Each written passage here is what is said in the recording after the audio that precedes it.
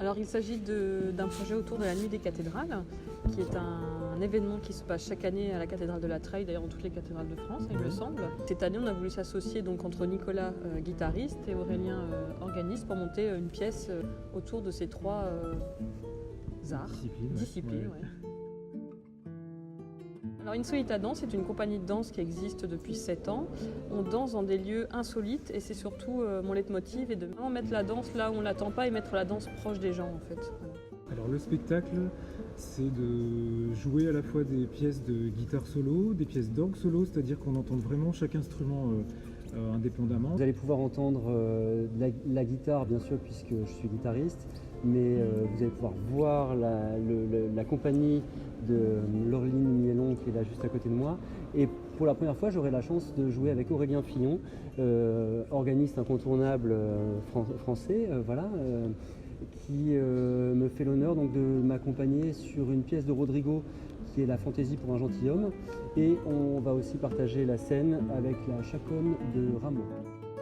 Notamment d'avoir choisi ce lieu parce que c'est un lieu que j'affectionne beaucoup. Depuis, c'est la première cathédrale qui m'a donné la chance de pouvoir danser dans un lieu atypique. C'est un lieu qui a une histoire et qui a, je trouve, une énergie particulière et qui, mélangeant les danseurs, la couleur des costumes, mais aussi la musique, donc avec Nicolas Lestocco à la guitare et Aurélien Fillon à l'orgue, ça crée vraiment une harmonie qui est en lien avec le lieu, même la spiritualité, je trouve.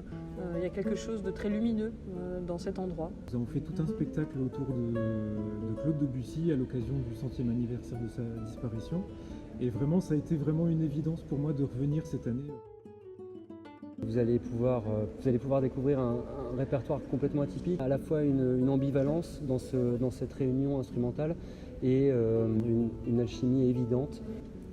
La cerise sur le gâteau, j'allais dire, ce sera ces magnifiques danseuses et danseurs. Moi je dirais que ça me tient à cœur de partager la scène avec de la musique vivante, avec des instruments qui ne sont pas enregistrés, mais vraiment d'avoir une interaction en direct avec des personnes, de l'humain, mais des artistes.